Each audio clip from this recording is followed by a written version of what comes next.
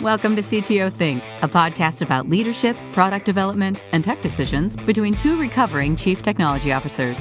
Here are your hosts, Don Vandemark and Randy Burgess. Good morning, Randy. What's up this week? Let's see. On our other podcast, This Old App, we launched an episode that I think is anyone that's trying to quit procrastinating and get stuff done. It's a story with one of our previous guests, Mark Thompson, where he details that he gave himself a 30-day deadline for a project. It was a big challenge. He ultimately did not meet the deadline. He eventually did succeed with the goal. And I think it's just a great listen for folks that want to hear someone's anguish and then ultimately success with getting something done. And the only way, the motivation was just to follow through. So that's on thisoldapp.online, episode 5. Yeah, I listened to that one in the car the other day. And you know the side projects that I've been doing, and that includes that Medium article that I wrote a couple months back about cleaning out the closet of side projects. So similar feel. Yep. And I also started using a new app called Descript. The founder of Google started a new company called Detour.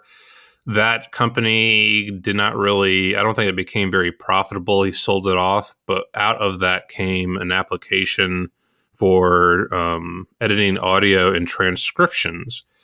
And we tried to do a Patreon, I don't know how you pronounce it, Patreon account related to getting routine transcriptions for our show to help with accessibility, to be more inclusive.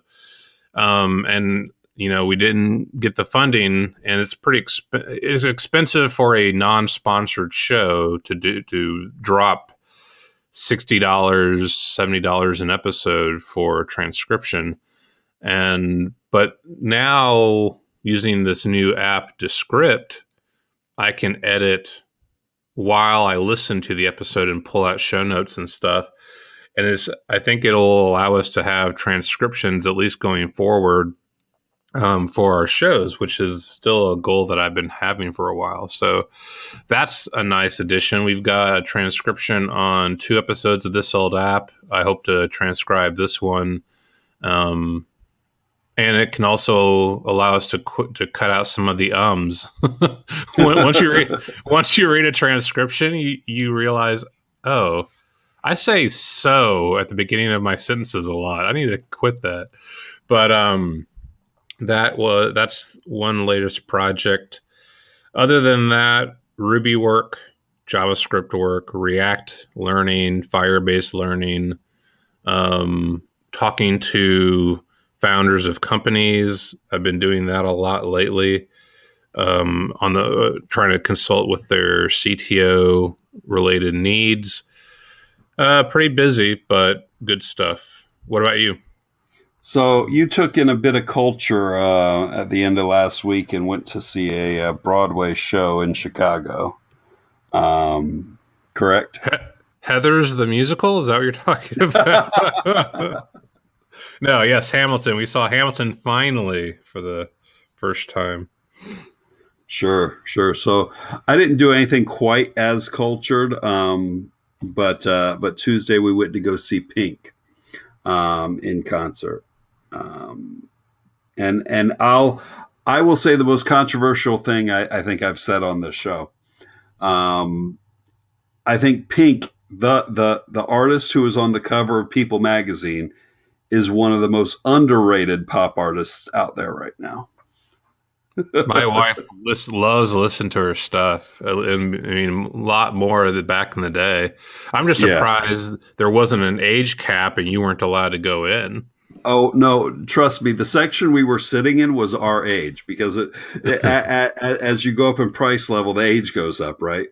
Yeah, exactly. And then you've got those who brought their kids along too. But But yeah, that was the second one we've been to, and both times they were great shows. Cool. And one of her album 3 albums ago, I think, is one of the best pop albums out there. So, Yeah. like I said, most controversial thing I've ever said on this show. But no, other than that, just been working through stuff. We've got a project going on right now. We're fighting through, and then on Aspire EDU, we're working through some minor performance things that we're trying to get rectified.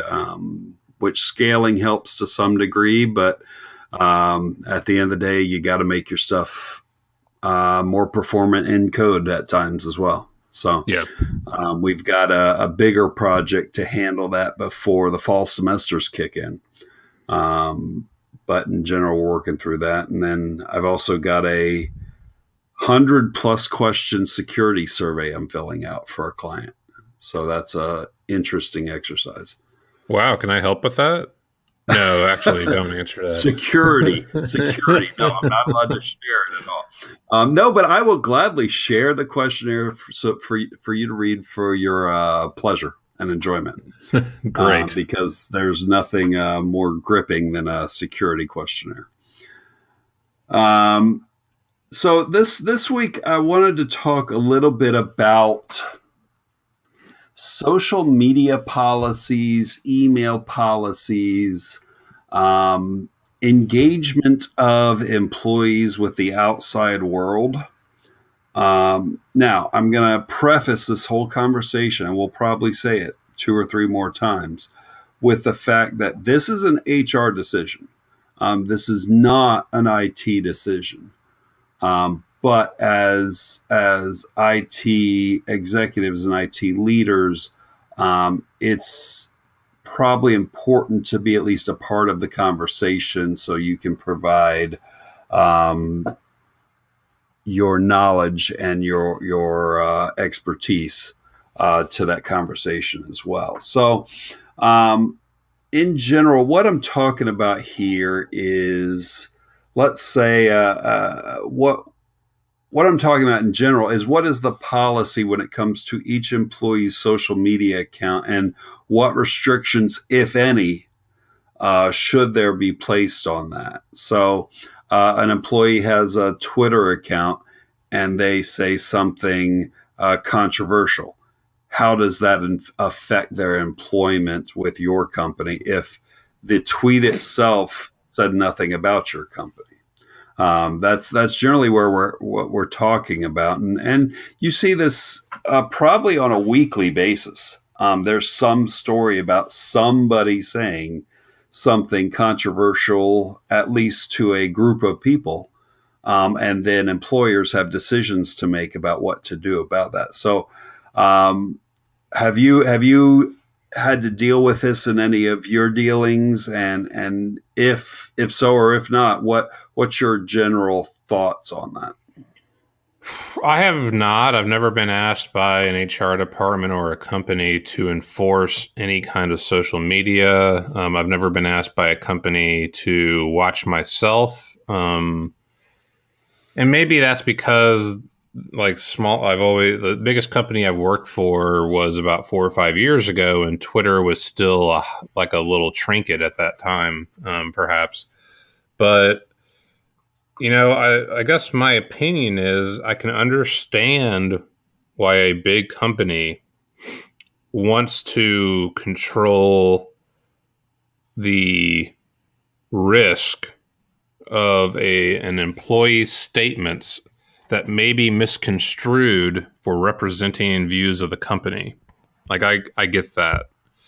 The problem I think you run into is that this is a country, the United States, is built on the idea of freedom of speech. Now, I know that doesn't necessarily pertain to like how a person represents a company, but the idea is that people can say what they want and deal with the repercussions without corporate or government interference. So how do you balance the goal of our ideals to allow for people to be freedom of expression with the responsibility they need to say things while they represent a company. Normally I think you see people on their profiles say, my views are my own. And I see a lot of Microsoft people in the industry kind of go down that route. They basically seem to like they can make controversial statements as long as they say, while I may work for Microsoft, I don't speak for Microsoft. And that seems to work fine, I think. But I guess where I would get more involved is if a company wants to automate it. And oh, interesting. Okay. I mean, that's the only, I don't know how else you could, if you came to me as I was a CTO of a company and the company came to me and said, we need a social media policy, I would say, well, go find some legal talk and scare people. Do your best to enforce through policy. But if they came to me and said, we need to know what our people are saying, we need to monitor what our folks are doing, then I would have to come and do the search for tools that actually scanned and watched what people did. I don't know how you can block anybody. The only thing you can really do is monitor and then respond to that monitoring and have a policy and an enforcement in place that actually makes behavior a certain way. But I can't say I'd care to work for a company that got that heavy-handed with it right. myself. So, yeah, it's I guess I understand the risk. I can think of some ways I may approach it if asked to automate a monitoring or enforcement system. But I can't say if I want to retweet a meme about Kanye West, I want to do it with freedom. I'll pay for the consequences of it myself, but I want to do it on my own. Right. I don't know if that answers your question or not. Yeah, I think you covered a few of the points I was thinking about as well, which is it's going to be heavy-handed for any company to try and enforce a policy restricting what employees can say. But the companies are also going to suffer those consequences of what employees say, even if employees say things like, put things in their profile like, this is my opinion, this does not reflect the opinion of my company. We've gotten to the point currently where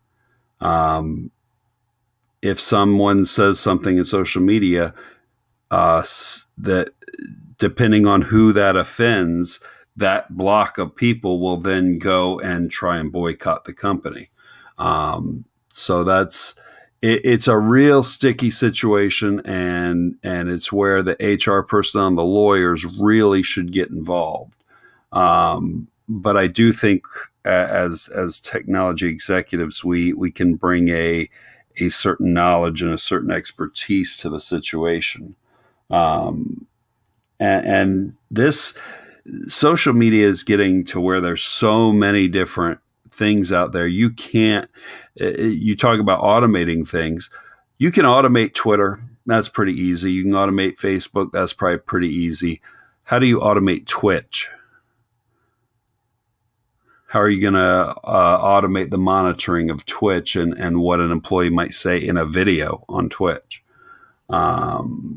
But is that a realistic goal to even control all that? I'm not saying it's a realistic goal. I'm saying it's where the world's moving. The world's moving to video. The social media world anyway. Video's becoming a bigger and bigger thing. So you talked about automating. I hadn't even thought of automated monitoring. That when you're talking about video and audio, that certainly plays a part as well. As far as you're probably not going to be able to monitor that as easily or inexpensively. Well, I do know, like, let's take it down a different path. Public companies and their statements to the public are monitored, are recorded by compliance rules, I think. I could be wrong about this, but there's a certain amount of, if a CEO of a company goes out and makes a statement that is material to the business and the prospects of it, and then they go and sell the stock or make a move, there is definitely a enforcement policy around what statement was made. Did it influence the market price? And did you act upon that influence? So I remember, so compliance and communications, the example that I have of doing that kind of stuff was as a part of our regulation when I worked for Horizon Cash Management for 10 years. We had to record all incoming and outgoing emails, and we purchased the service of basically an email recorder, and all it really did was capture every email that went through our servers, and then indexed the contents so that if an audit needed to take place, it was really simple, and it wouldn't waste a lot of time and money of the company. And that was proactive for us to do that, because talking to a friend of mine in law, the amount of money that lawyers spend on email searches and stuff is incredible. So this was us kind of saying, like, let's get ahead of this and just, monitor and record all this. I guess you could still say that any messaging on any platform for certain officers of a company is pretty much the same, especially if it's done from the servers of the company offices. And so I could see where if any requests go out on Twitter from the company office, you may want to record that. And majority, like 99% of it will be crap that you're recording, but maybe that's one of the type of reasons why you would do such a thing. So I could see where a company that has to monitor their messages to the public and the subsequent trades and stuff that may be involved may have to do that by law. And that's right. You can't get around that type of thing. Right. That's absolutely true. When you're dealing with securities law, that matters. And that also applies to the audio and video as well. So, yeah. That was an excellent point to bring up as well. What I've seen varying opinions on the footers that go on emails. As far as a legal basis, they are. Yeah. I think. As far as and by receipt of this email, you acknowledge that you will use it only for business. It probably not enforceable in any court of law. I just want to see a case that's gone to law where someone is suing because I sent you an email that explicitly said you couldn't do such and such, and you went against that contract. And I'm like, I don't know how you enforce something like, just because you send me a contract doesn't mean I agree to it. Right. Like, even if you say in the bottom of a footer, you agree to this, I'm like, no, I don't. And you sent it to me, and I don't have a chance. Like, I guess I could block all future emails. Maybe that's the argument, but that doesn't make for a very effective system. I mean, the majority of contracts in life, in law, are simply a means to structure a future dispute. Like, they aren't really there to block you necessarily, and they may not be enforced, but it says, like anything, it says, we agree on these guidelines, and if we have a disagreement, then this is how we'll deal with it. And that's really what most of those type of guideline, like there are guidelines for future arguments, I guess, is how I've always looked at them. Right. So I don't and know. Yeah, I had to bring that up because that's one of those things when we're talking about policies, and that's one where the lawyers got involved, right? Yeah. Some lawyer somewhere said, "Hey, let's try and protect ourselves from having our own emails used against us. So we'll make everybody put this at the bottom of their email, or we will have the server tack it on the bottom of every email that gets sent." And then it just, as bad ideas go, it spread like a weed from there. So, that's like I said, what brought up this idea was just seeing various instances where people will make a statement or take a controversial photo in social media, and then the companies that they work for come under fire. So wanted to work through as technology executives what exactly the thought process behind everything was. And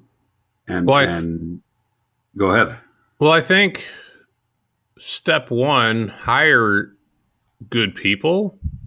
Like I have no problem looking up people for anything. Like, what statements do they make? If I am looking for a guest for our show, I definitely look them up on social media and look at what do they say in public, because I don't necessarily want, like, I guess let's put Kanye West back in the picture. Not that he'd ever talk on our show, and not that I really follow him that much, but he is big in the news yesterday for statements that are controversial to a group of people. And usually his statements are by design there to gather attention. I wouldn't hire him to represent my company. Why? I don't really listen to his music that much, but and I don't have an opinion on his talent level, but I don't need that type of attention brought my way. The attention that he gathers is not the kind of attention I want for my business. So that goes for anybody I talk to. And there are certain people, I'm definitely personally more on the liberal side of politics. So I'm probably not going to bring on a very strong-minded conservative person necessarily.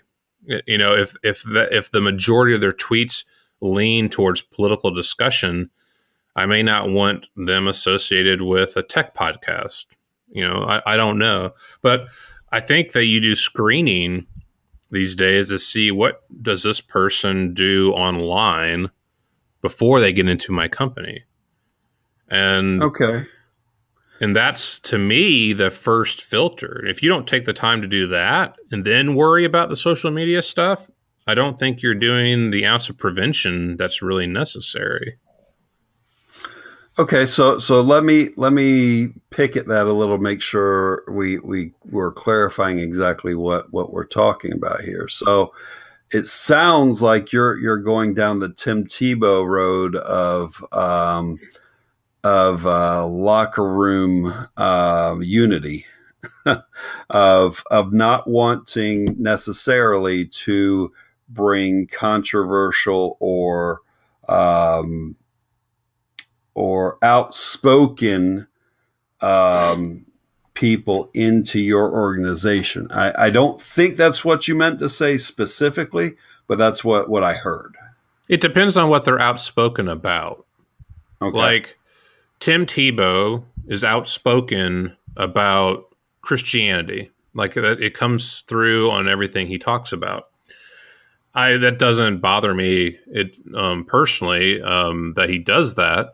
So would I talk to Tim Tebow on our show? Sure, if he has if he has something to talk about technology, or he wants me to grade his NFL prospects again, I'd be happy to insult him. But when it comes to like, do I want my company? Would I bring Kanye West on when I know he's going to tweet stuff that runs against the attention I want, the type of attention I want for my company? Then no, I don't want that. So it's not about that they are outspoken. It's about the fact that, okay, what kind of attention does your social media presence garner you? And is that something I want to have associated with? Like, if someone were to go, Kanye West, who works for All Aboard Apps, says this about Trump, I just don't want that attention. I don't want to have to answer to that. I don't think it would be good for the business that I am trying to present. But if it were to be like Tim Tebow, devout Christian and minor league baseball player, middling minor league baseball player, then I'd be like, okay, as long as, I mean, if he's going to do something for the business, I don't see that as a negative attention type of thing. So that's the difference to me, is how do you represent yourself in social media before you get in the door? Now, I might have a statement to anybody working at the company that says, this is how you should portray yourself, or we don't want attention around politics. We're staying out of it. We don't lobby Congress. We don't lobby the branches of legislature. We don't get involved in any of that stuff. And so we ask that you refrain from getting into the middle of these things. And that's just a matter of, how you want to represent your business. I work with a lot of people that are very outspoken about the NRA and gun control.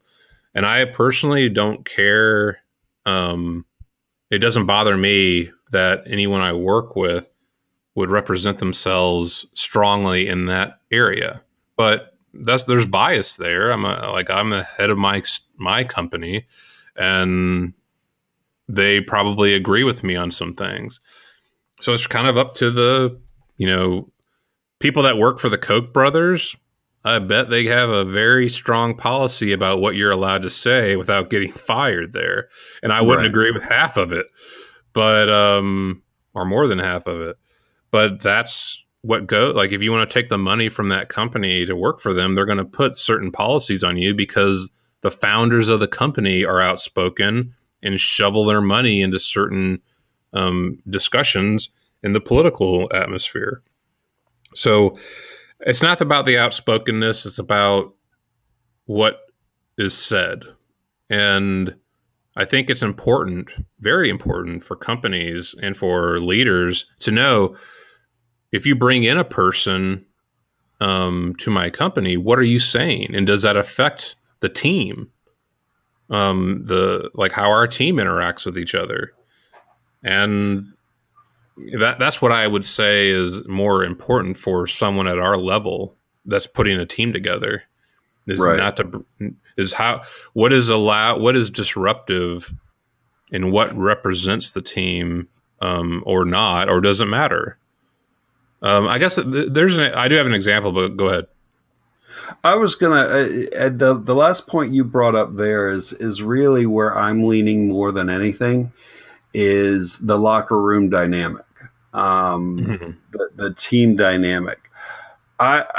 While I don't necessarily want people out there, let me rephrase that.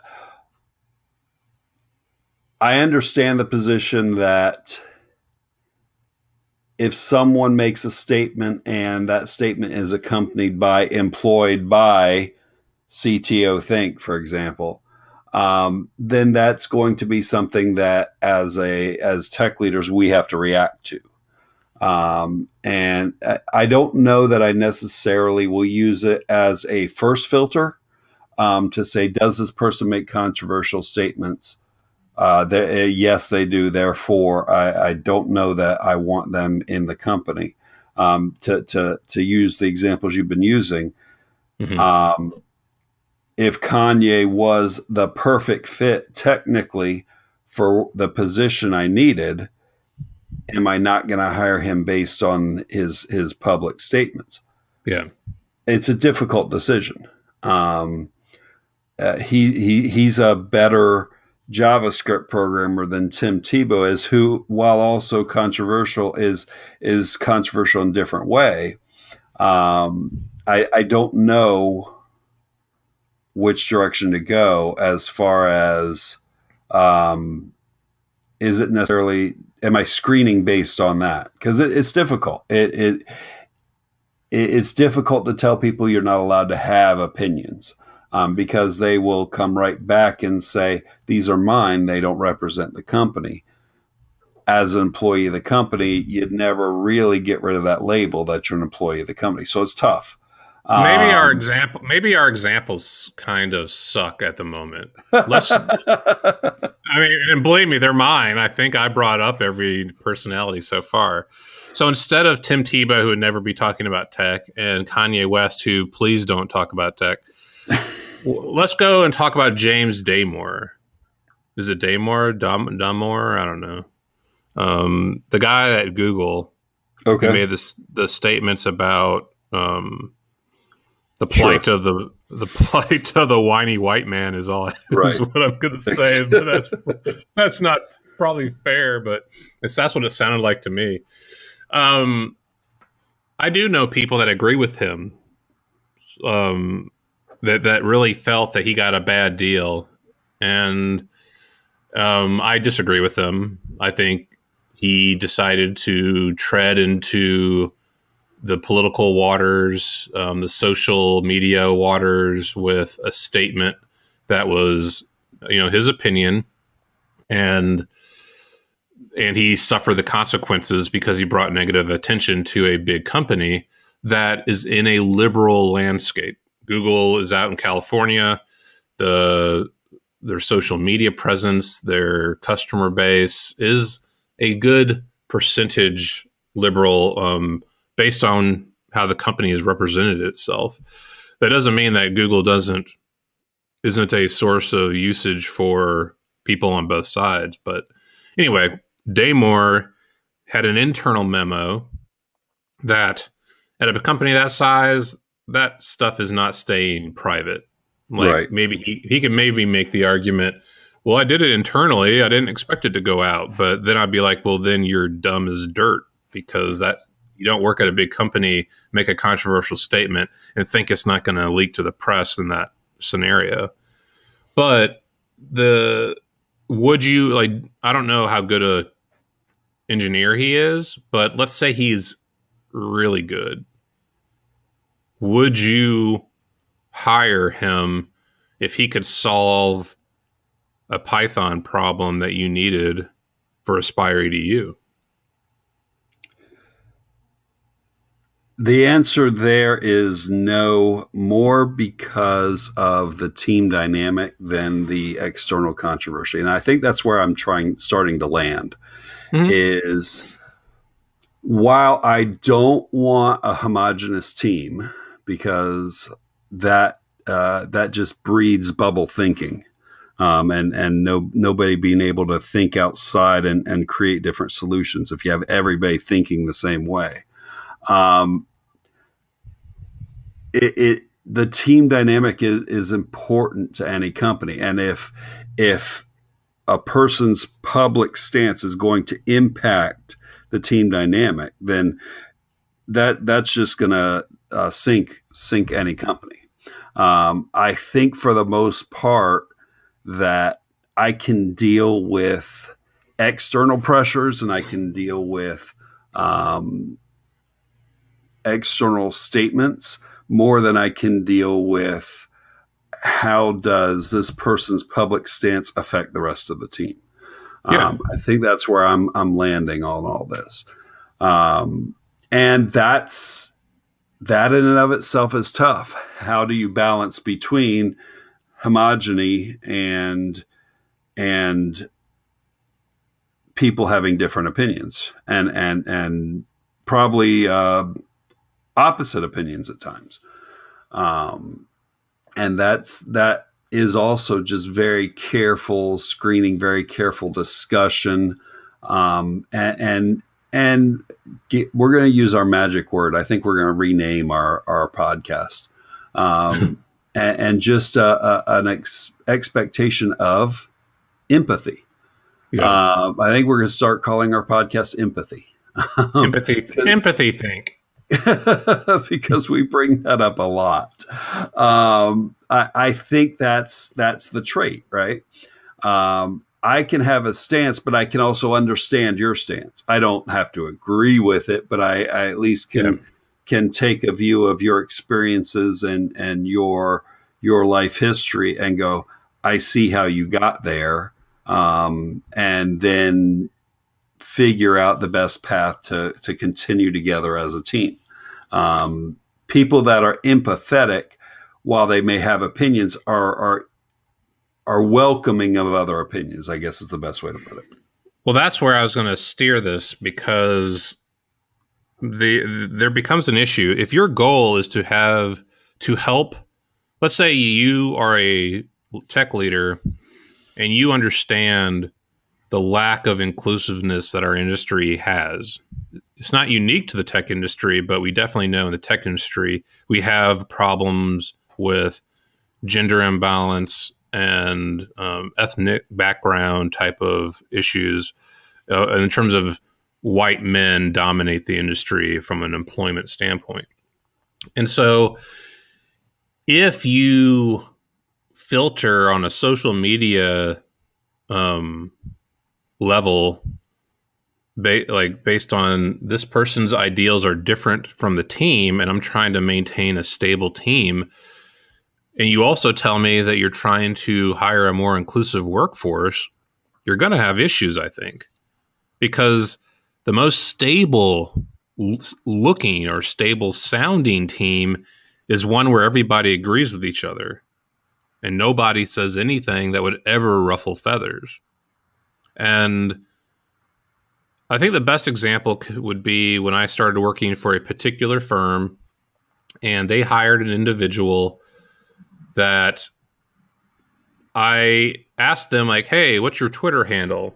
And they said to me, well, here it is, but you might not like what I have to say on there. I was like, oh, well, now I definitely have to follow you. And all they were doing was they would retweet statements that talked about a lot. At the time, it was a lot of Ta-Nehisi Coates related articles, stuff that kind of bluntly said, hey, white guys, you're bad about this, or you're wrong about this, or white men suck about this. And honestly, I was like, wow, I've never worked with someone that would retweet things this bluntly that were in a way directed towards an ethnic group, happened to be who I was a part of. But what I found over time was I didn't necessarily disagree with the sentiments. So maybe that's the difference, is I took offense at first because I was like, that's bluntly against me. But then I realized, you know what? It's a statement of opinion. It's not necessarily directed at me personally. Maybe I should read it and see if I do have any of these behaviors being knocked down. And I've decided to keep following, and instead of getting mad, I started trying to learn more. But I guess what I'm getting back to is, if that person's tweets had been monitored for will it ruffle feathers, and I know it did other people on the company, that person never would have gotten hired. If they had been hired based upon their little more outspoken social media presence.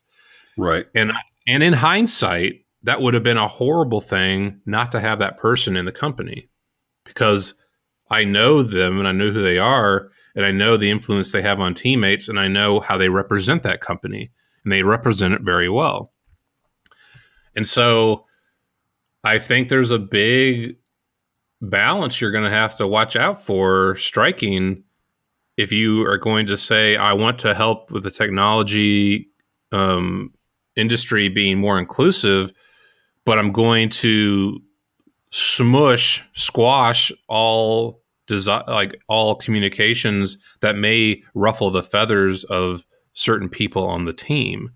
Because I don't think we move forward with inclusiveness if everybody agrees with that.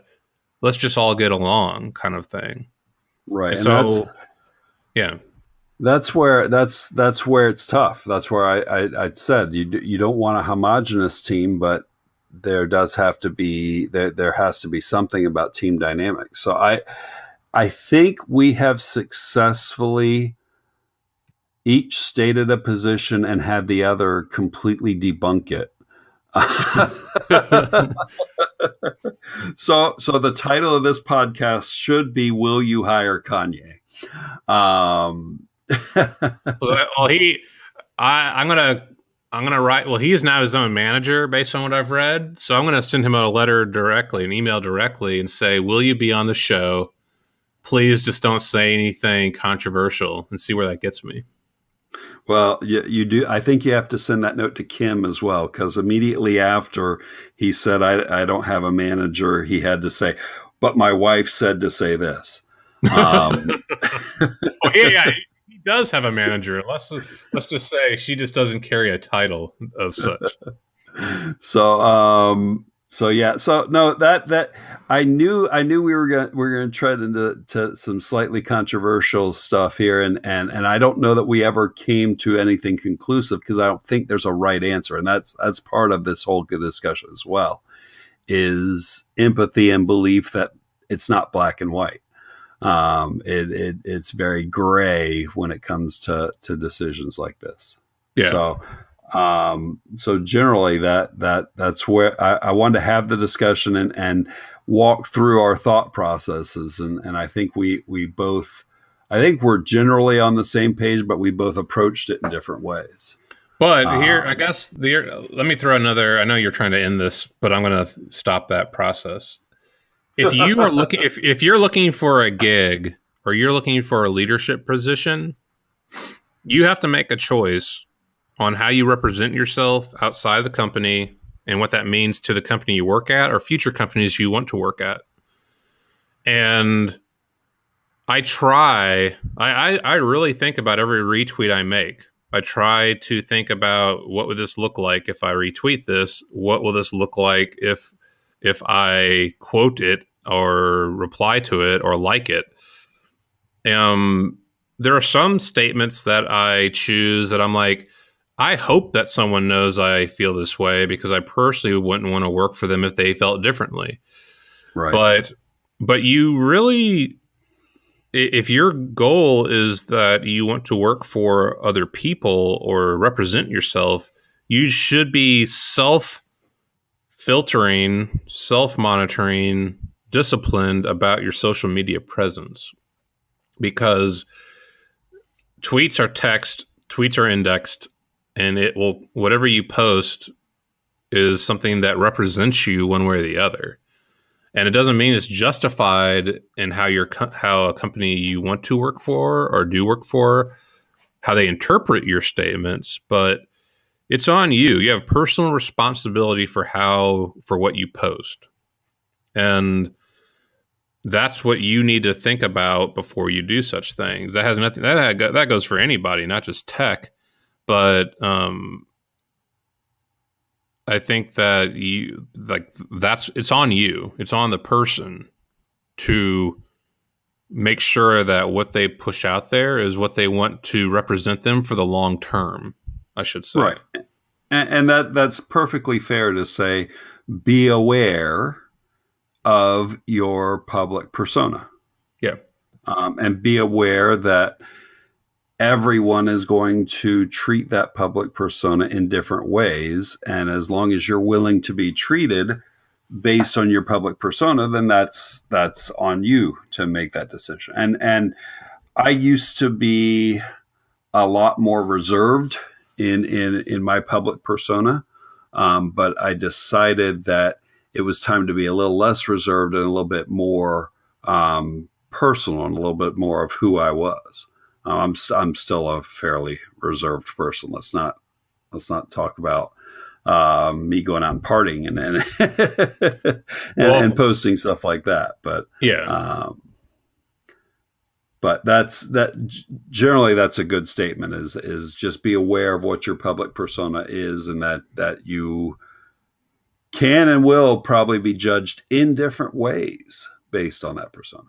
I mean, since you made the statement that you love Kanye West and everything that he represents, that's exactly how people will perceive you. That's not what I said. Well, that's the other problem, right? Is that it's all a matter of perception. Like people and for misrepresentation. sure. And so that statement could be clipped out of our audio and played back. And then you have to answer to why was a statement made that you like Kanye West? And you're like, I didn't say that. The other person said it. But you didn't. Right. You didn't disagree enough, and that's a whole matter of perception versus reality. And that's why, to circle back around, that's why I'm more willing to go engage and talk about people's tweets to the external world and how that differs from a company stance versus team dynamics. That's why team dynamics are a lot more important. It's hard. It's really hard for me to sit there and say to a team, yeah, that what that person tweeted doesn't represent this company, but wait, they work for this company and they're working with you also. That's gonna be tough. That's a conversation that's a lot harder to have than it is to say that person made that statement. That is their statement. That is their stance. That has nothing to do with the company. I'm perfectly comfortable making that statement 99 out of 100 times, probably. It's the team dynamic part that I think is tough. Yep. So I think that's where we end up for today. What controversial statements are you off to make? This week? I'm going to LA. I'm going to LA next week, so I expect to be feeling more in the liberal enclave of thought. I'm going to. Well, I think you can drop in. Think you can drop in on Kanye and Kim while you're there. I'm going to say hello to Kanye and Kim. I'm going to tell James Damore I would not hire him if Tim Tebow happens to be playing minor league ball out west. I will drop in and watch him strike out. But really, I just hoped for better weather. That's really the number one goal. And I live in Chicago. That's not hard. I'm going to. I see 70s and sun on the weather 10-day forecast, and that's what I'm expecting. So don't disappoint me, Los Angeles. What about you? What are you up to? Just continuing to work through some improvements we're making to the project we're working on, and then I'm looking forward to finishing that security survey and celebrating getting that complete. So that's what I'll be working through. But awesome. That's pretty much it for this week. So we will see you soon. All right, later. Thanks for listening to the CTO Think podcast. Show notes and previous episodes can be found on our website at ctothink.com. Reviews on Apple iTunes are always appreciated and help promote the show. Patreon contributions help us to produce episode transcripts, which allow people that are deaf or hard of hearing to access the show. If you have feedback, ideas, or want to be a guest, please email us at hello@ctothink.com. Show music is Dumpster Dive by Mark Wallach, licensed by premiumbeat.com. Voiceover work by meganvoices.com. You'll hear from us next week.